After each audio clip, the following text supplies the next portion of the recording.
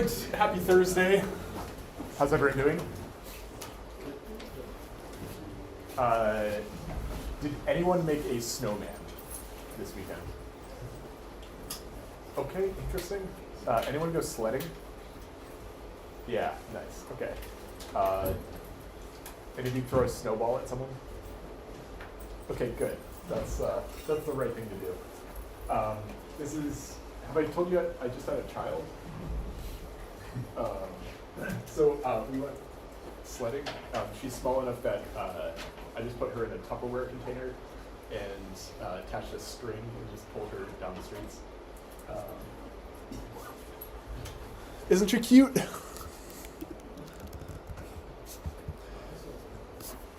She, this is the face she made the whole time.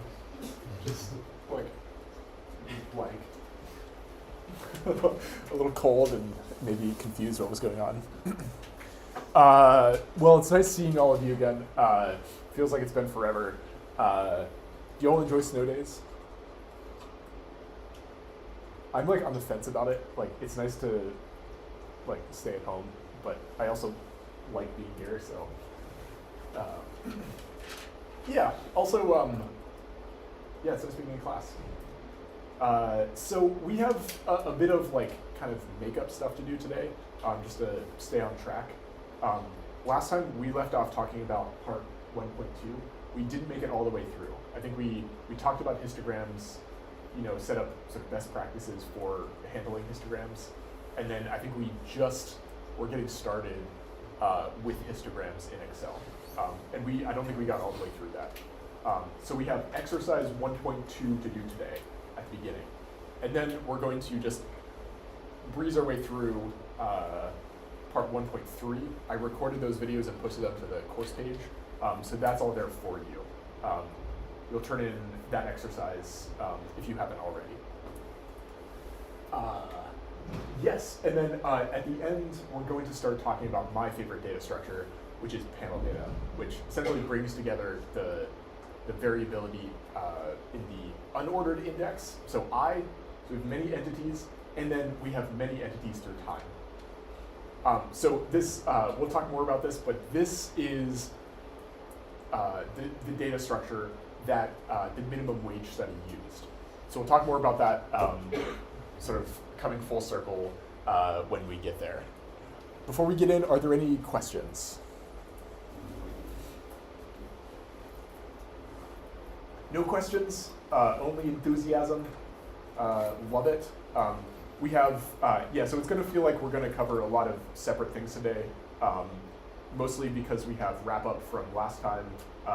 I just want to mention time series, even though it's recorded. I just want to just talk you through it a little bit, and then we're going to start panel, which is the truly exciting part. So this is, that's where we're going today.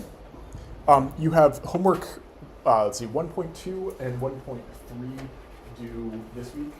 I'm going to push off panel in homework 1.4 to next week. So that'll be due on Friday of next week.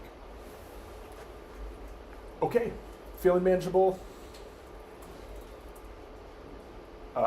Didn't seem like enough of a yes, but I guess I'll take it. So where we've been, last time when we were all together, we talked about cross-sectional numerical data. So this is a bunch of observations measuring something that's best recorded as a number at one point in time, just across multiple entities. So this is the classic example of income and consumption and these kinds of things. And our main question really is just what is the distribution of the data? How is the variable distributed? We're going to talk about random variables in part 3. We think about data as a random variable, and I think numbers are, at least from a statistics perspective, pretty common to handle. So we've talked about one tool already for summarizing numerical data, which is the histogram.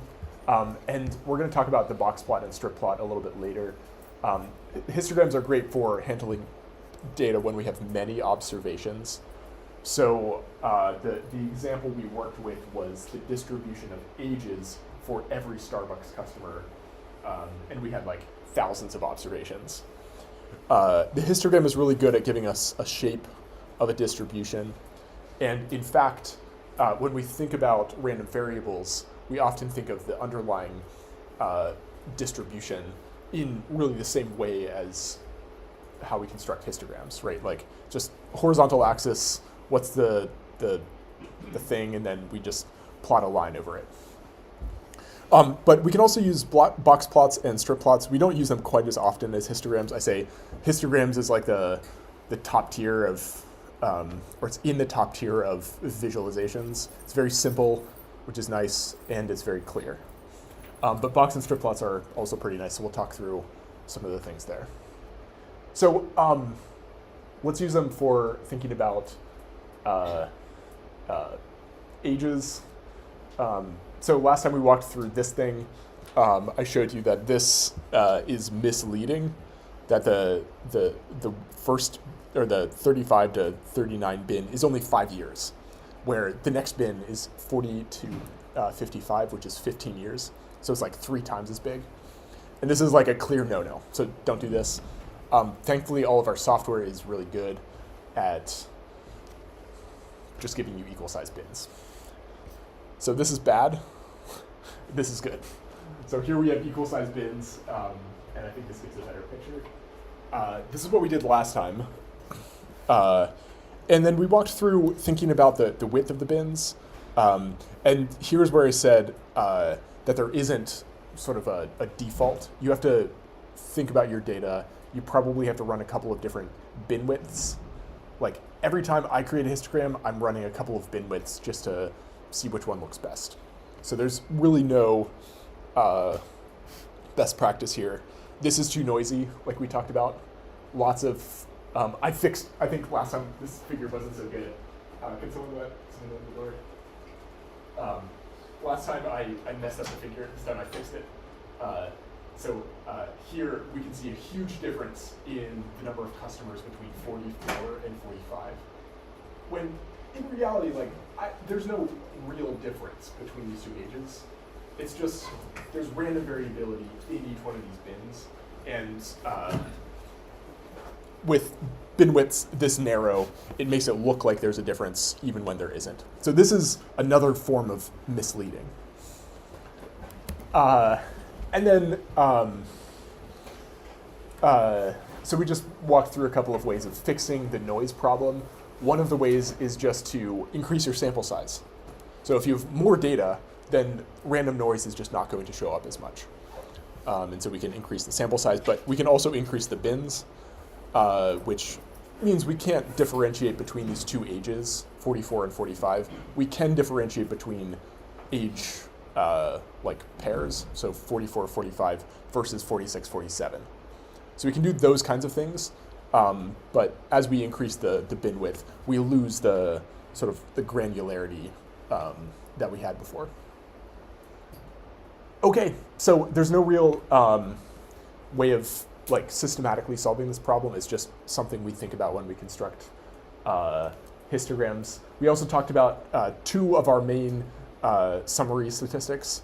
We'll talk about 5 more in a second. The first one is the mean. So we'll go through and actually calculate mean in Python. This is just, we look at our data and we find the middle point, the weighted middle. And then the second one is standard deviation. So this is like how spread out is the data. We're going to spend a lot of time with these measures in part 3, but you probably remember a lot of this from your statistics class. We're going to more formally define these things later, but these are 2 standard measures of the data, the center and the spread. I think last time, did I have this? I think this figure was broken last time I presented it, and you gave me lecture points for my bad slides. This is just our distribution, and then I'm just showing you the middle and the standard deviation. This is just a picture of the summary statistics. Usually you're not going to be putting these things on your figures necessarily, but this is just sort of a nice conceptual thing for how we think about those things. Okay, so this is just a summary. When we have continuous or numerical variables, it could be continuous or discrete, actually. Both work with histograms. Histograms are great, especially when we have lots of data.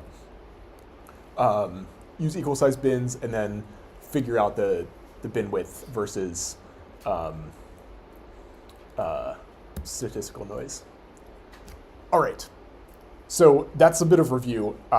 This is the STE summary, so like our 3 steps. We're gonna do these 3 steps over and over and over again.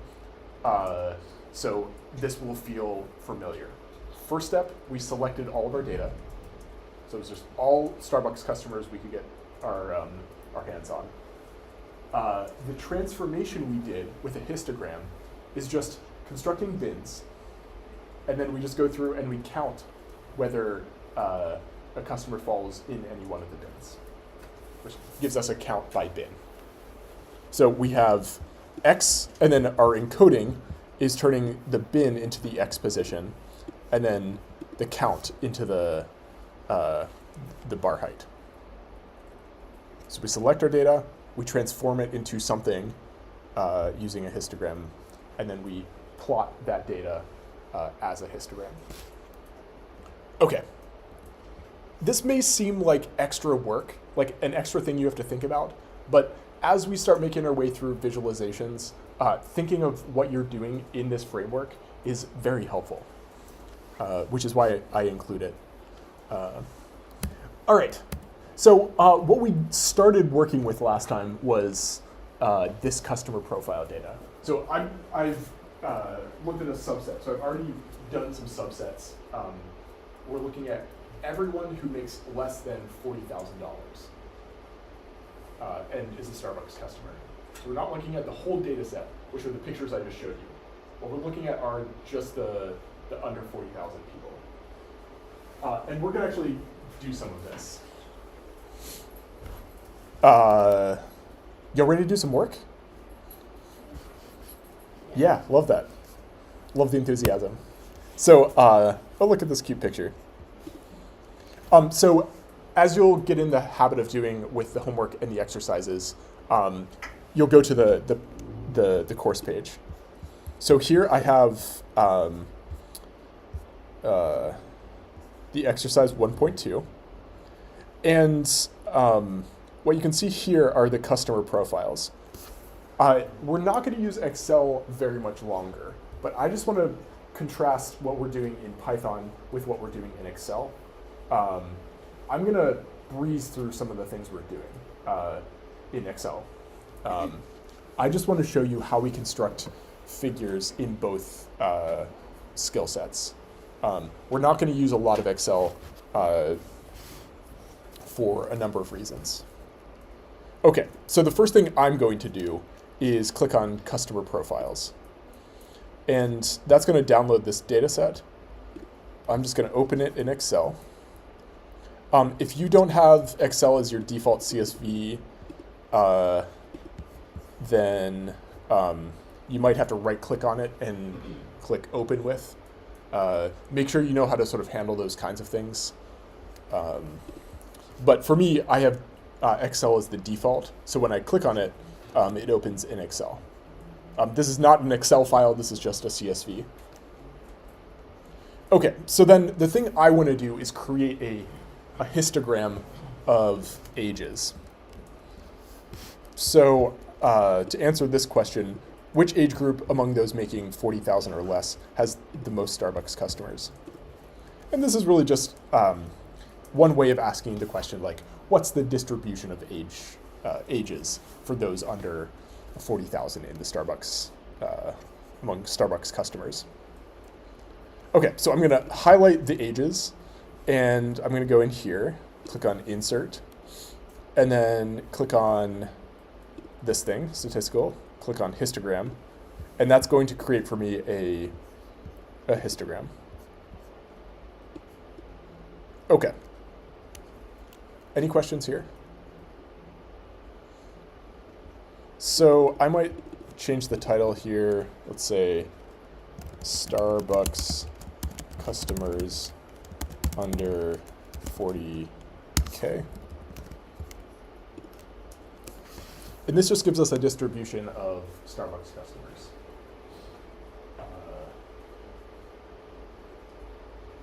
Which I think, so you'll find that Excel is generally much harder to create nice visuals with than Python. But in this case, I think Excel is generally pretty fine.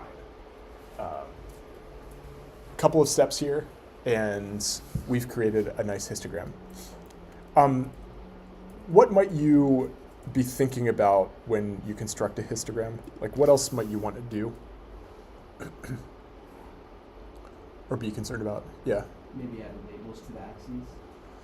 So right, so I don't have count on the vertical axis, and what's the horizontal axis doing? So maybe we'd add axis labels. So one way we can do that is just to go up here and click on axis, and then you have some options here. Axis titles, primary horizontal.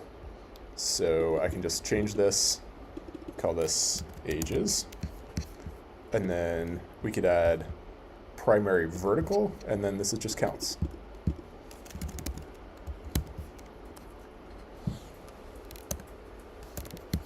Okay, so nice. We have some labels. What else might we want to do?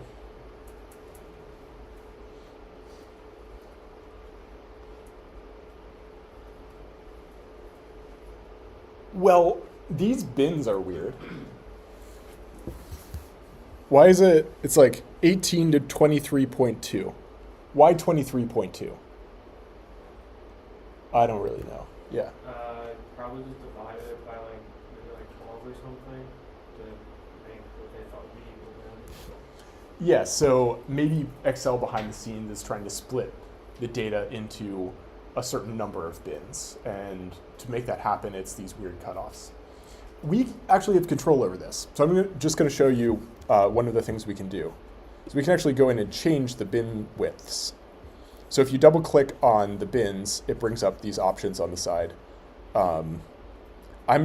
I prefer using bin width instead of number of bins, but that's up to you. So I'm just going to make this a bin width of 5. So now on the horizontal axis, I have the intervals nicely defined. So 18 to 23, 23 to 28, and so on. But you could change really any of these things. Any questions here? Yeah. It's not showing up with that. It's showing up with like gap, like %. Oh yeah, so if you click, so bins, there's like a drop-down menu here. Does that give you? Weirdly, I think there's 3 versions of Excel, and sometimes they're slightly different. Yeah. You may have to click on like the actual x-axis values and then do format axis. Okay, interesting. Yeah, I just double clicked on this. And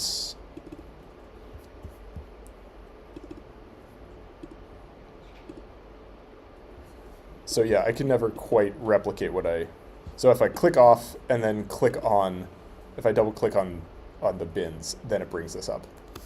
For some reason, you have to like follow these specific steps and like tap on the side of your computer and like whisper in hushed tones, and then it works. This is one of the things that I find a little complicated with Excel. It's like going through all these specific procedures. Anyone wish for something better? James and I agree. I think we have better tools at our disposal. One of the things with Excel is for good reproducible science, you want to document each one of your steps. Like in my notes, I've written out each one of these steps. With code, and specifically for our class, Python, we can just write down exactly the steps that we should follow. And by we, I mean the computer. Like we write down the steps and then the computer does it for us. which is one of the huge benefits of using code. It's just very easy to reproduce what we do. So for this class, I'm essentially every time we use an exercise, I'm going to give you some code in the slides, and on the course website, I'm going to give you a link to a notebook. So we're going to hop over and do all of this in Python, which will be our main tool the rest of the semester. If you click on this, it'll open up the notebook for exercise 1.2. The same is true for the homework. I've had some questions about this.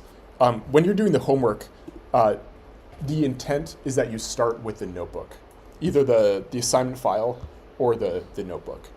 I will sometimes give you the data file itself, and you can do a lot of the work in Excel if you wish, but I give you the notebook so that you can do all the work there.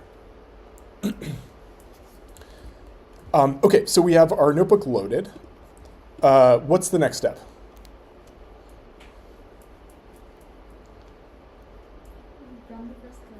So we can run the first cell.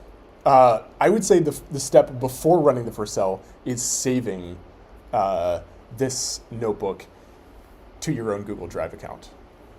So the way I would do that, I would just go up here to File, run down to Save a Copy in Drive, and that'll open a new copy. I'm just going to change this. So this is exercise 1.2, 4 p.m.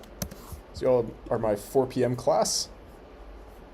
And then we'll run the first cell. So maybe you'll call that step 0, and then this is step 1. Y'all feel comfortable saving your work to Google Drive? Okay. We're going to do a lot of stuff this semester. And for you to have your own copies and keep track of the work you're doing will be very valuable to you at the end of the semester. You'll just have like a complete collection of all the work we did, which is very nice. Okay, so nice. So we've run the first cell. I'll just remind you, Python has a lot of packages built in, but it doesn't have everything. And that's on purpose. We don't necessarily need all of this stuff every time we run something in Python. Here, what I'm saying is I'm going to import pandas as PD, so we're giving it the nickname, and then we're importing it, and then we can just use the nickname. And then this is just a file path for the data. So the first thing I'm going to do is try to create a histogram in Python. Let's actually take a sec. Do you all want to take a shot at creating a histogram in Python first? Hands up if you want to do, if you want to give it a shot, and then we'll do it together. Hands up if you want to do it together, and then we'll give it a shot. Okay, maybe 50-50. Let's give it a shot. So I want you to think about how we've constructed figures so far this semester. So we go SNS dot something. There's code in the slides, so if you're following along in the slides, you can turn there. I want you to work. It gets stuck with your neighbors. So maybe turn to your neighbor, tell your neighbor where you went sledding this weekend, and then and if you didn't go sledding, make up a story instead. And then maybe get started with them writing some code to create a histogram in Python. We'll take maybe a minute or two for this.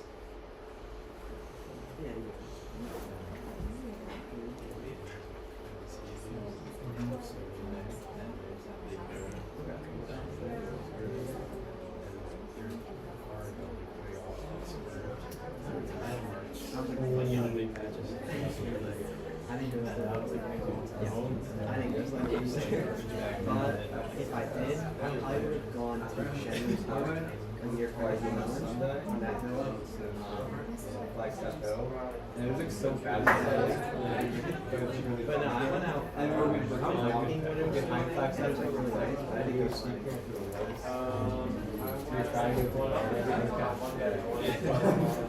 trees in there. Yeah, and then there's like a wall by the road. Yeah, especially on the sidewalks and, international roads. And I went my cat video.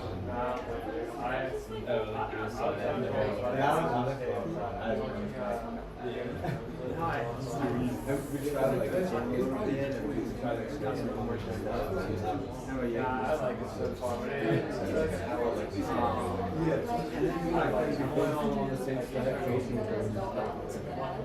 And then at the end, got caught. How do you make those the ground?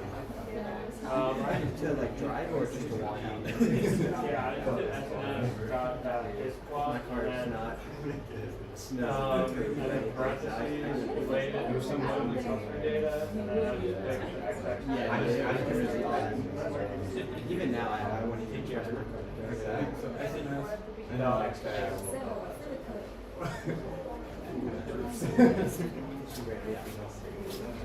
Do you like this? yeah, I thought it was a part of but I was thinking that it's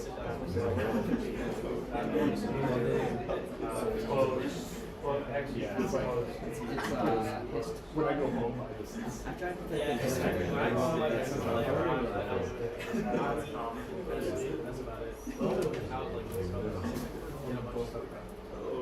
Yeah, it's like less distracting. on the first two lines. Yeah,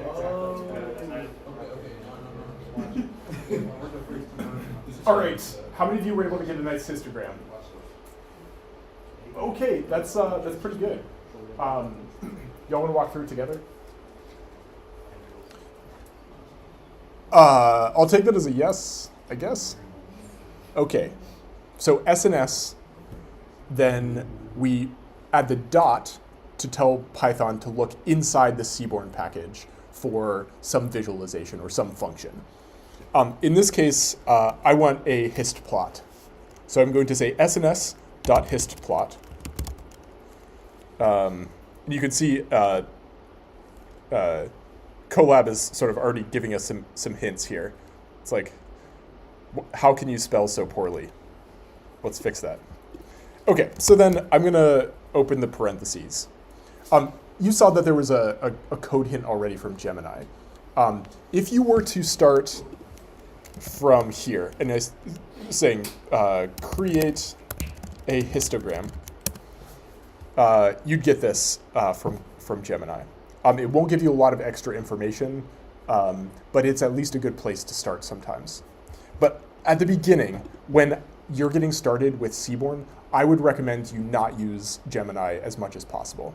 Try to figure out on your own the patterns that we're using. So here I say sns.histplot. Histplot is the histogram package in Seaborn. What comes next? Yeah. You want to pick what data you're using, so for this would be customers. Okay. So we want to enter, as our first entry, we want to enter the data set. So in this case, it's customers. I'm sorry, remind me of your name? Ryan. Ryan. That's what I was going to guess, but wasn't confident. Okay, so we have customers. Someone help me out. What would be next? You choose X to be the age. So X, and then we just write X is equal to age. The reason we know this is the right thing to do for X is we want to create bins based on one of the variables. And the place I start usually is just, I want to get a picture of what the data set looks like. So I usually just print out some of the data just to get a sense of it. And here I can see that the column I'm interested in is age.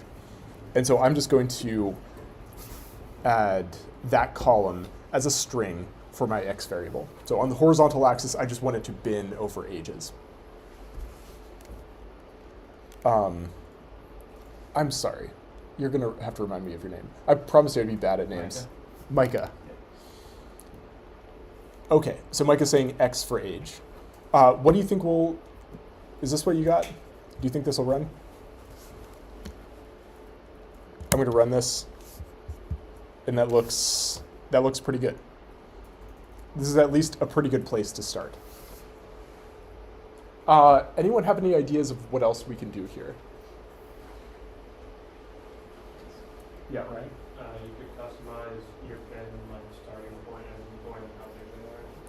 Yeah, so just like we did in Excel, we can customize the bins. So here it's maybe 5 years or 4-year increments, something like that. But I actually want, let's just say I want bins of size 5.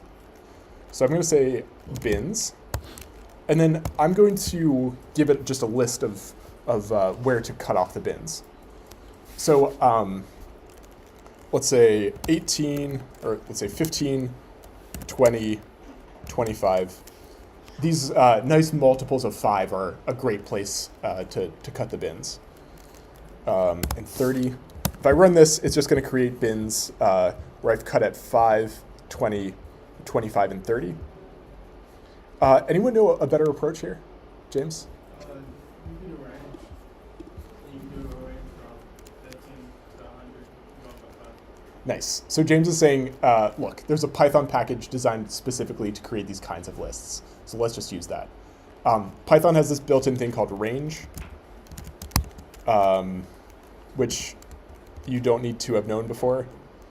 I'm just going to say range from 15 to 100. So this will create bins between 15 and 100. And then the third entry is just going to be the size of the increments. So I'm going to say 5. And what this does is create a list from 15 to 100, where each one is different by 5. So we increase by 5 each time until it hits 100, and then it stops. Notice it doesn't include 100. So if we actually wanted 100, we'd have to add a value just above 100. Any questions here? Already so nice. There are all these little built-in things to save your life some extra time.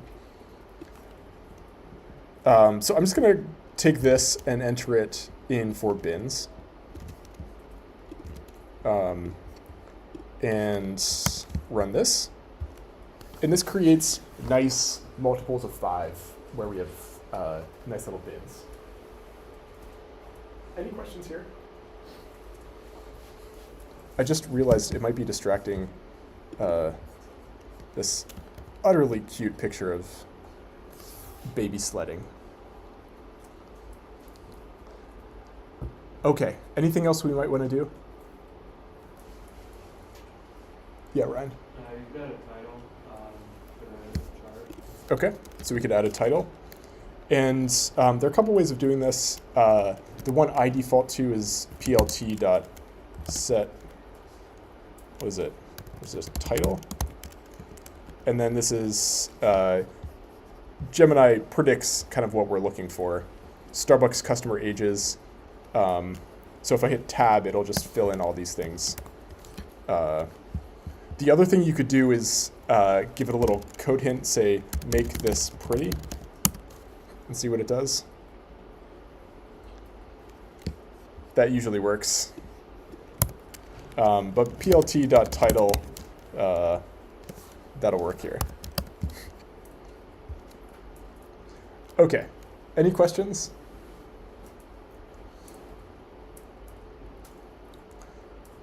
We could change frequency to count. The other thing we could do is just change the bin sizes. So if I go up here to 5 and I change that to 2, that'll give me a bunch of bins of width 2. So two ages. And we can play around with different bin widths and such. Okay, any questions? So now your job is to save this to your computer, and then at the end of class, or now, you can post it as exercise 1.2 to Gradescope. Y'all remember how to save these things? Right-click, save image as, and then say 1.2 4 p.m. And that will create a figure in my downloads folder. Okay.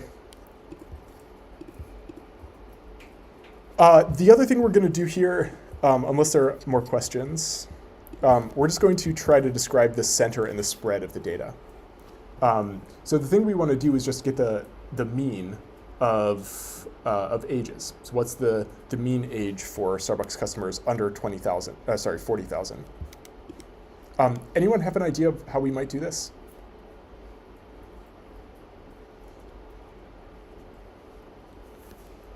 So thankfully, Python has a lot of built-in functions. So what I'm going to do is look at the customer customers, and then I'm going to try to select just the age column. And then all I need to do is ask for the mean. So I'm going to say dot mean. So this is calculating a mean on this age column. So if I just run this, it just gives me all the ages. But if I added a mean to the end, then it gives me a nice number. So the average age of a Starbucks customer under $40,000 of income is 48 years. Okay, any questions here? James. Is there a standard deviation function? Yes. So the next one is standard deviation. So let's write out standard deviation. Maybe take a crack at this. What's the first thing we might do? Without even knowing what the function is, how would we generally go about starting this? Yeah. So customers, and then maybe add age. Remind me of your name? Courtney. So Courtney's saying, let's just start with the column itself.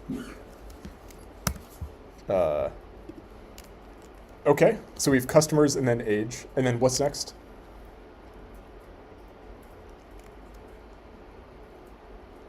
Anyone know? Yeah. Dot std, and then close the parentheses. So we run this, and we get a number. So here we have the standard deviation of customer ages. Yeah. What's the difference between doing np.std versus Yeah, so the question is, couldn't we just do np.std and then put the data inside? So you tell me the difference. There isn't really. What's going on is Pandas is just behind the scenes applying this numpy package to calculate the standard deviation. Yeah, good question. In general, there's going to be multiple ways of doing all of these things. Remind me of your name? Darren. Yep. So Darren's saying, here's another approach.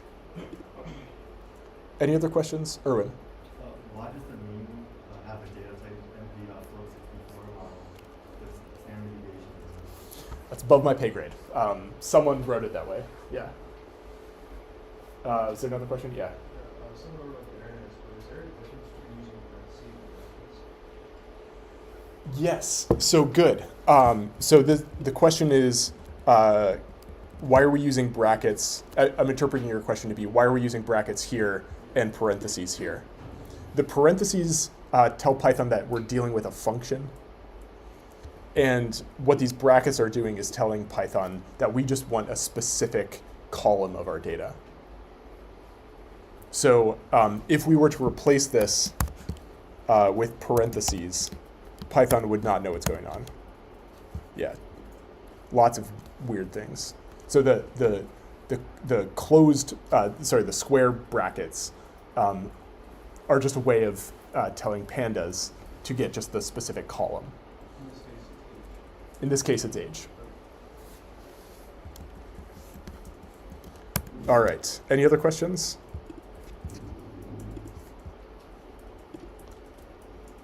Nice. All right. So we're going to do more of this. I think I asked you to do this like 1 or 2 times in your homework, but with different functions. So you're going to get a sense of how we do these kinds of things. If you're doing scientific notation, would the boolean not be inside of an instance?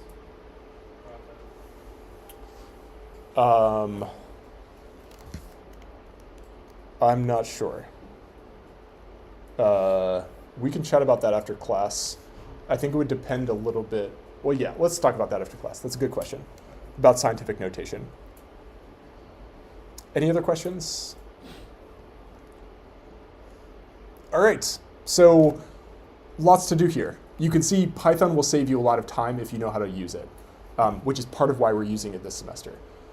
Y'all want to talk about a different visualization type?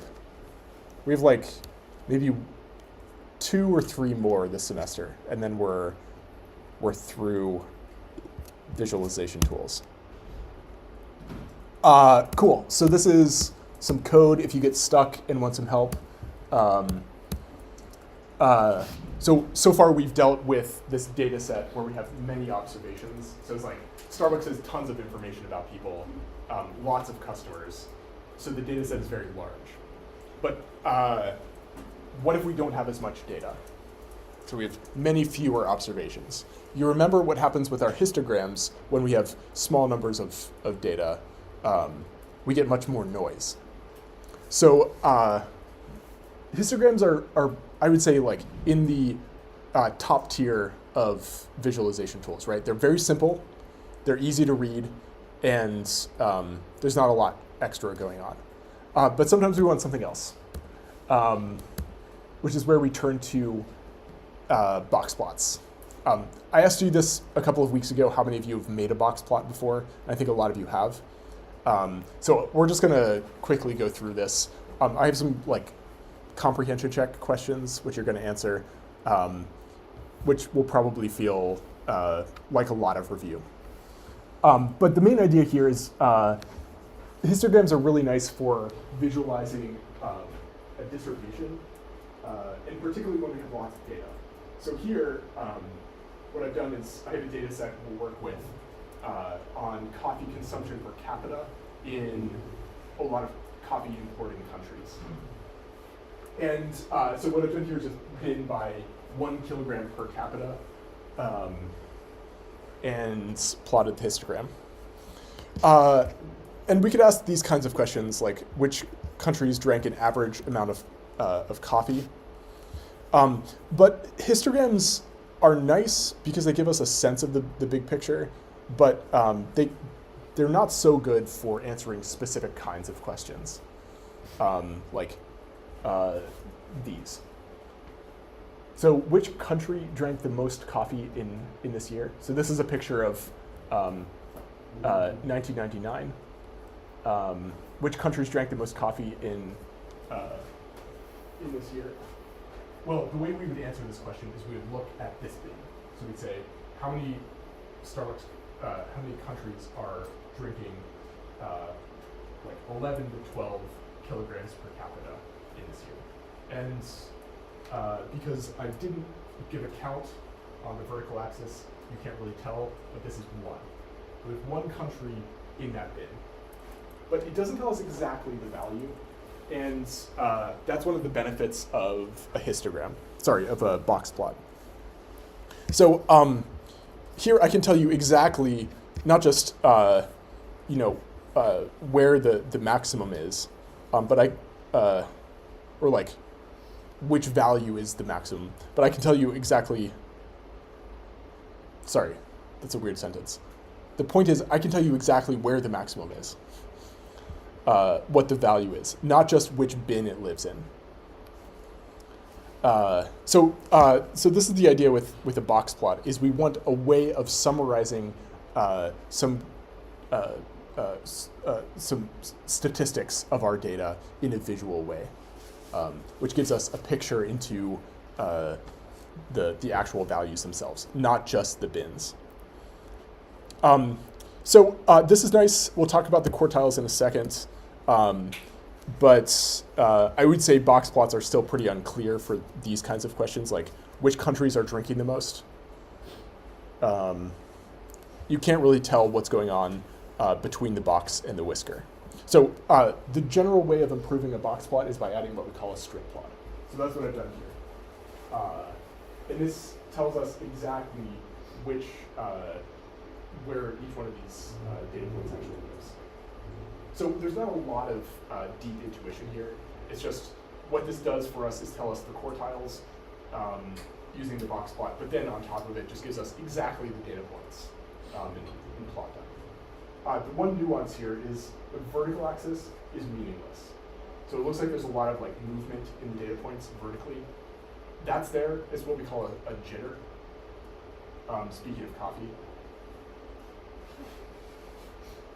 Sorry.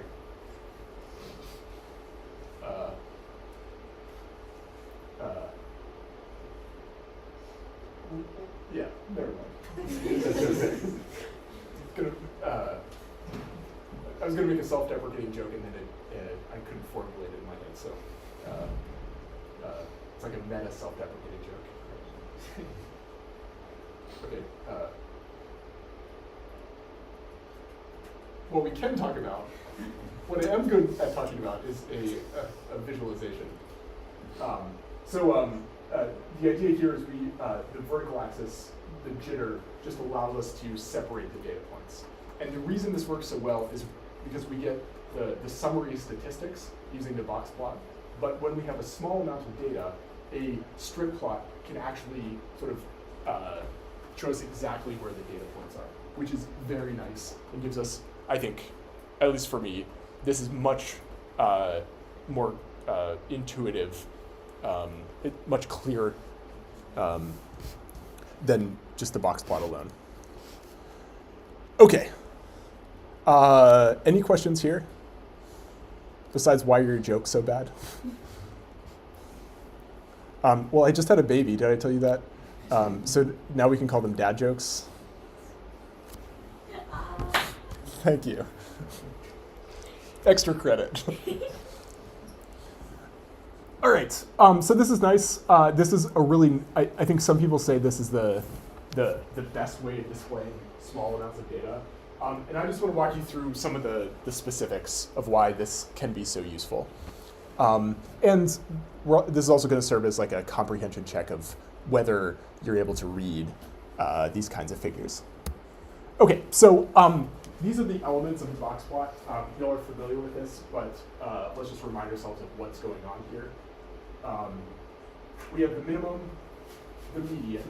So the minimum is the smallest value. And you can see the point directly, right? Like the whisker sits directly on the lowest data point. We also have the median, which is the middle point of the box.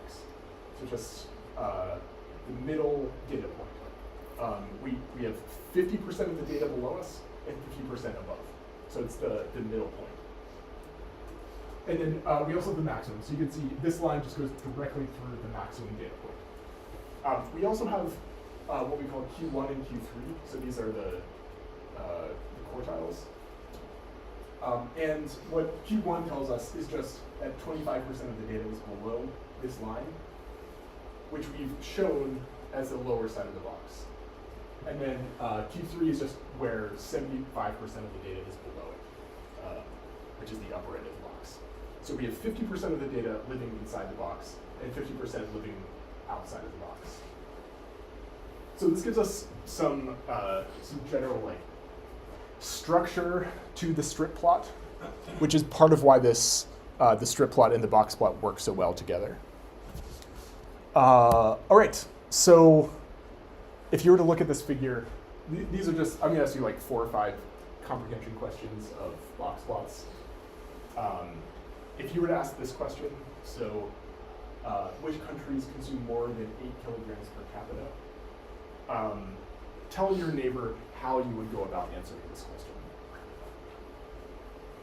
And by which countries, I don't mean like naming the country, I just mean which points on the figure. I'm looking for a number, but also a process. Yeah, so just counted eggs on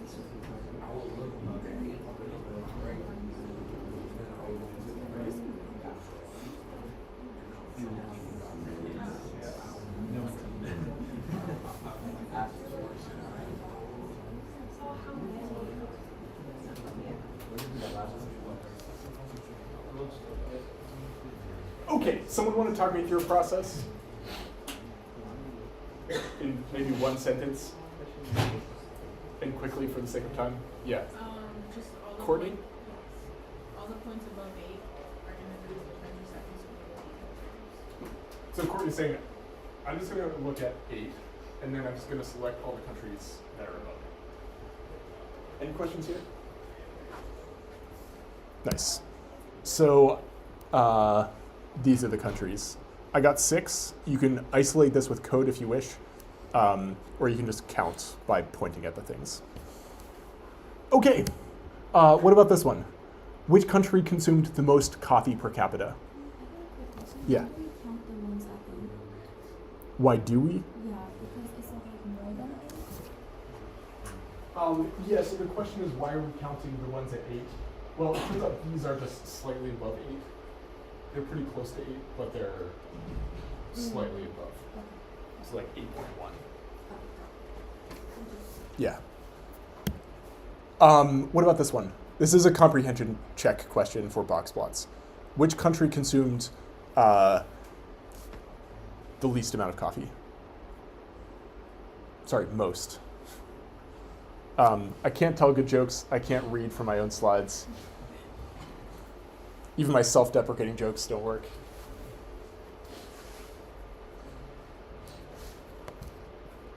How do we find this? Someone other than Courtney? Ryan? It's the one furthest to the right, so the one right in front of 12. Nice. So we just look at the furthest one, which turns out to be exactly at the upper whisker of the box plot. So even if we didn't have the strip plot, we could still figure out the value of the maximum.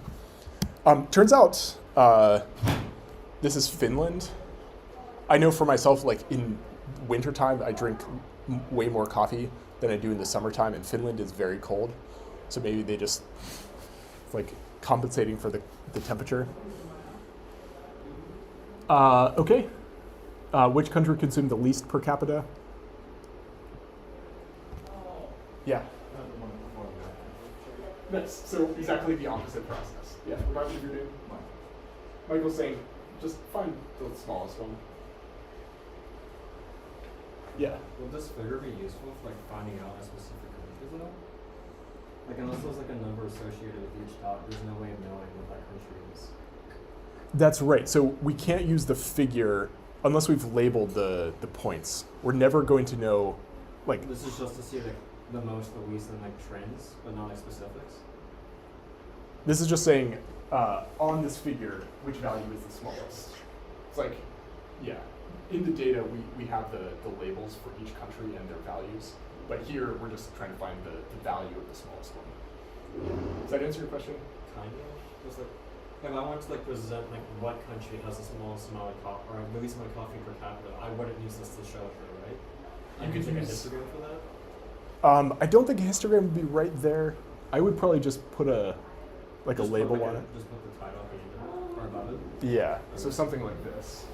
I think a histogram would also not be able to show that figure or that the answer to that question. Yeah. Yeah, that's good. These figures aren't like we have to sort of annotate them if we want to show specific labels for the different values. But if we're trying to show specific labels for specific values, like I'm doing here, I think this is a much better approach than a histogram would be. Sort of as you can see. Yeah, Jackson, right? Maddox. No. Sorry. Max? Maddox. Maddox, that's right. Yeah, sorry. Yeah, good questions. What else? So Russia consumed the least amount of coffee, so that maybe spoils my Finland is cold theory. What about the median? So maybe slightly more challenging, but not that much more. How do we find this? Courtney? Whatever plot is on the line in the middle. So yeah, so whatever point lives directly on the median line. And I think it's impossible to read this without knowing exactly what those values are. But it's going to be somewhere around there. Turns out it's us. All right. And then we have 2 more. So if I'm looking for exactly 20% of countries, then it's going to be right here on the lower end of the box. And then this one is greater than 75% of countries, the Netherlands. And has anyone been to the Netherlands?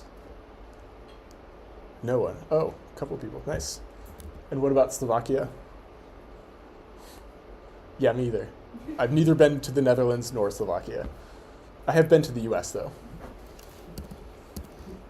Okay, so there's not a lot of like deep theory here, except what box plots are doing is actually showing the quartiles directly, and then strip plots add a lot of extra value to a box plot by showing the actual data points, which I think if you're trying to be specific about the points in comparison to the summary statistics, I think a strip plot plus a box plot can be really useful in a lot of cases. I think it's particularly useful when we don't have a lot of data points. When, here we had just a few, so like 30 or so. Okay, so again, I'm going to keep coming back to this STE framework. What are we selecting? Well, we're selecting all coffee importing countries in this 1 year. So that's the choice we're making about what's in our data set. Then the transformation we're using is to create quartiles. So we use the quartiles to construct the box plot, which then shows us the distribution. But that's the transformation. From the data, we actually have to do a step. We have to construct the quartiles. And then the encoding is that we put the quartiles in the box plot framework. So like upper, lower whisker, median, and then Q1 and Q3. Okay, any questions here? So not a lot of deep theory, just doing these systematic tools. Or using these systematic tools. All right, so you all want to create a box and strip plot? I think there's no default way of creating a strip plot in Excel. That you can create box plots in Excel, and there may be an option buried deep inside Excel to create a strip plot on top of your box plot. But we're going to forgo working in Excel for this one. We're just going to work in Python. So you already have the notebook opened. And what we're going to do is just open the data, and then we're going to create a box and strip plot. So I'm just going to load the data set, and then maybe look at what's inside of it. Coffee.head.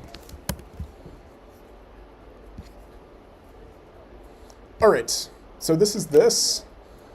I'm noticing we have about 15 minutes left in class, and I want to get to panel data. I want to show you how to create a box and strip plot, but I might move a little bit quickly through this. There's code in the slides for how to do it. There's not a lot of deep theory here, but I just want to show you how to do it. The first thing, as we keep doing this same type of process, visualizing a data set, particularly with Seaborn, you're going to see a familiar pattern. What I'm going to do first to create a box plot is just say sns.boxplot. So sns.boxplot.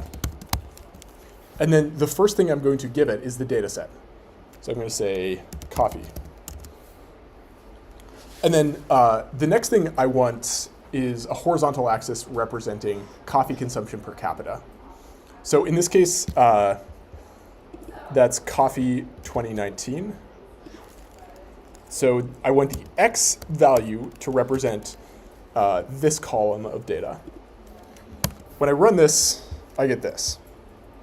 This is a pretty good box plot, but it's not perfect in my mind. For some reason, the default is to include outliers. So what I'm going to do is just say whiskers from 0 to 100. Okay, so we have a nice box plot here. The next thing I want to do is add a strip plot on top of it. So I want to see the actual data points. So here, I'm going to say sns.stripplot. Imagine that. sns.stripplot. I'm going to give it the data set, coffee, and then I'm going to say I want the x values to represent coffee. So x is equal to coffee 2019. And when I run this, it puts the same data set on top of the old one. The same figure, the new figure on top of the old one. So I have the strip plot sitting directly on top of the box plot. You can check everything, maximums, minimums, medians, and such. Any questions about this?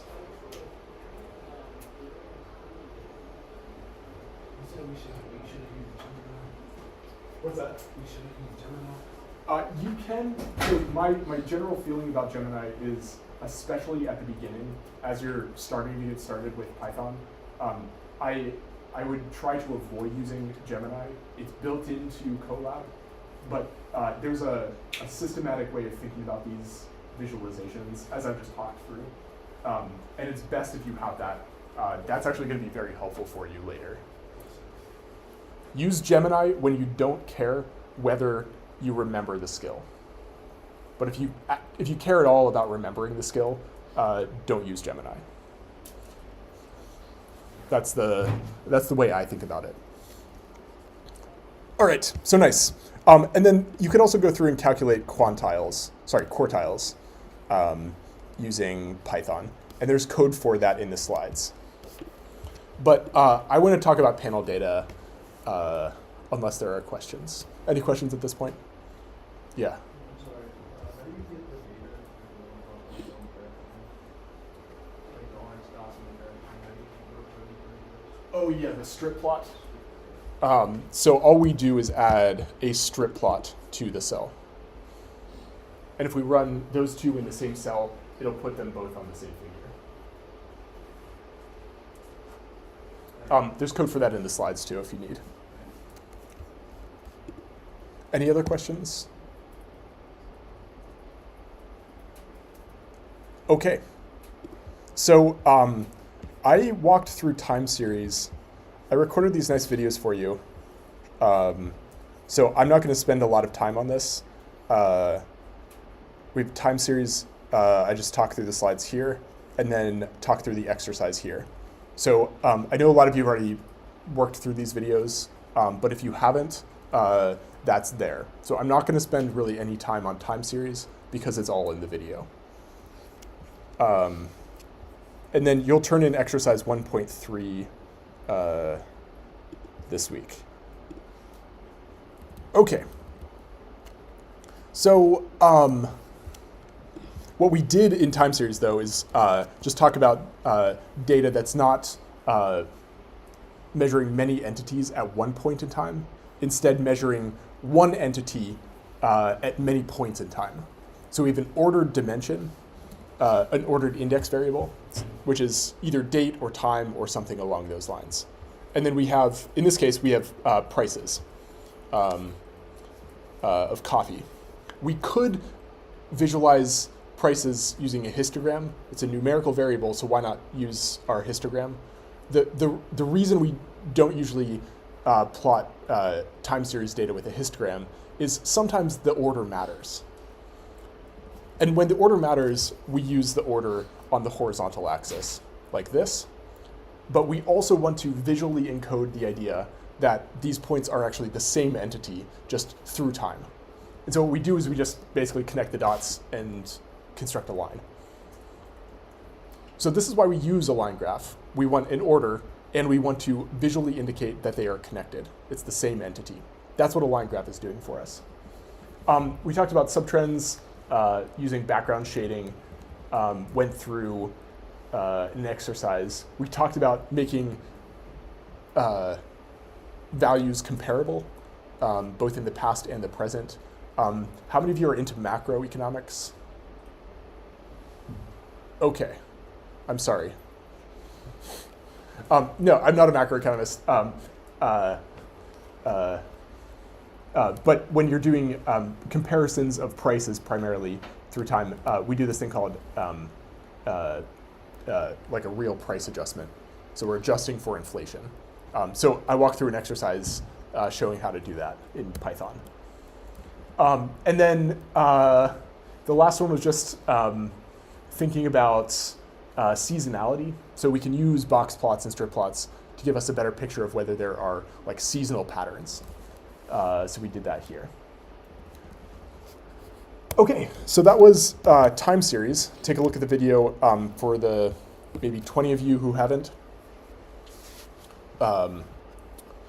So the last thing I want to talk about today, we're just going to start talking about this. We're going to pick it up in real detail next time. So there's no exercise here that you have to turn in today. We're going to talk about panel data. And this is my favorite data structure. I wrote my dissertation using panel data. The key feature of panel data is that we have both a time dimension and an entity dimension. Y'all remember back to this minimum wage study? Like a truly amazing study. You know the theory. You know that as prices go up, quantity demanded should go down. And what this study showed is with minimum wage, as we raise the minimum wage, prices for labor are going up. And what we found is that demand for labor in New Jersey did not go down. This is the kind of, like, I use this as a motivating example at the beginning of the semester because I think it illustrates very nicely the kinds of things we like to do in economics, which is we propose a theory, we don't know if it's right. You can sit in your armchair and make claims, but for a theory to be true, we have to go out and validate it using data. That's the scientific method.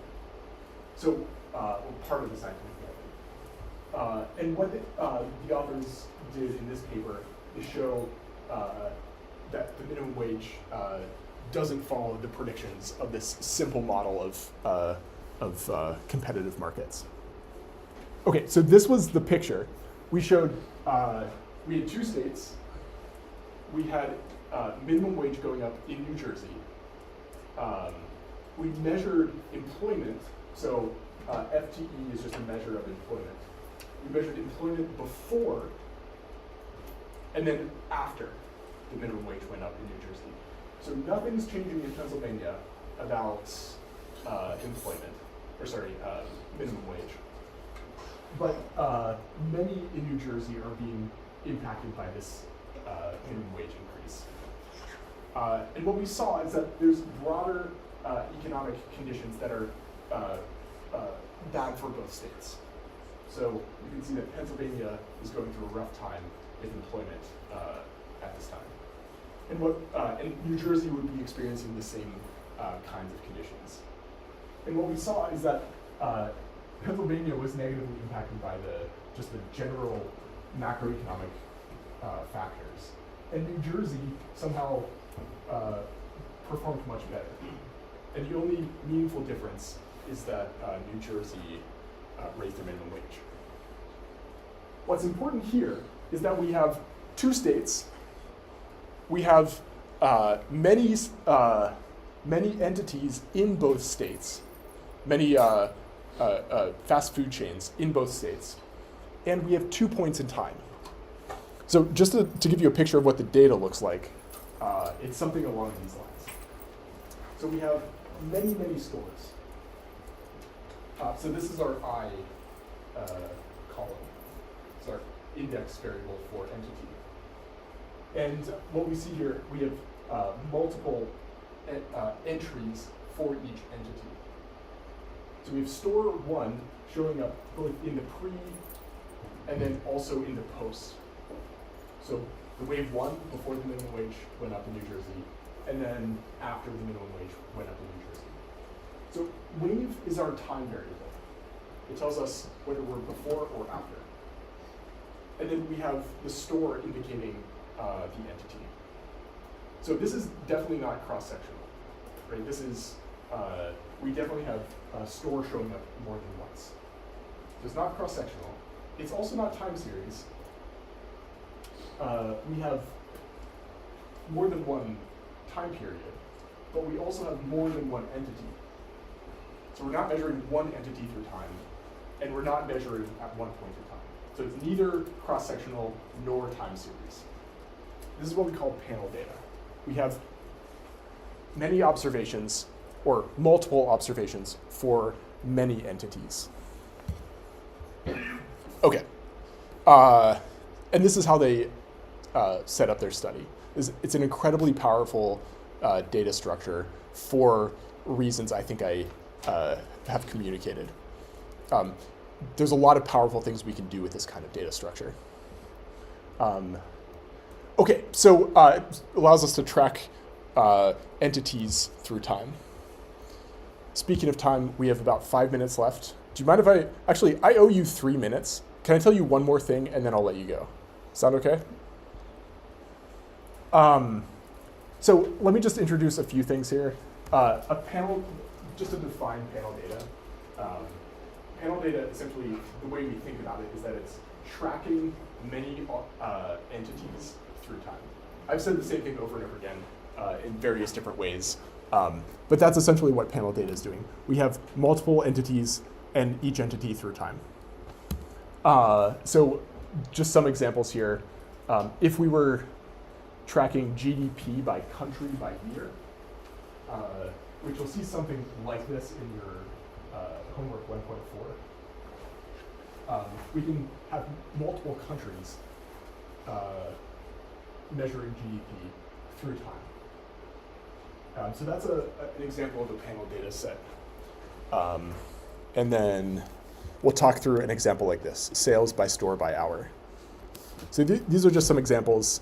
And what we're going to focus on in part 1.4 is long format panel data, where we have each row measuring one observation. So each row is an entity at a particular point in time. We'll turn to wide panel data in part 1.5. It sounds in the weeds to talk about long versus wide format panel data. And in some ways it kind of is. But there's reasons why we need to distinguish between these two types of data structures, which you'll experience in your homework. So this is an example of long format panel data, which we'll work with next class. But just to point out what it's doing, here I have the shop. So this is our index, our I-index variable. And then we have the hour. So what hour of the day is the quantity being measured. And what we're doing is we have two rows. Each row is representing the I and the T component. So we'll talk about how we use this and run through a bit of an example of how we visualize this kind of data. But why don't we leave this here? Okay, so you have homework, let's see, 1.2 is due tomorrow, 1.3 is due tomorrow, and then I'm pushing homework 1.4 until next week. So turn in your exercise for today and have a nice weekend. Yeah. Not today, that would be next week, yeah. That's due next week. It should say next week. Is that in the on GradeScope?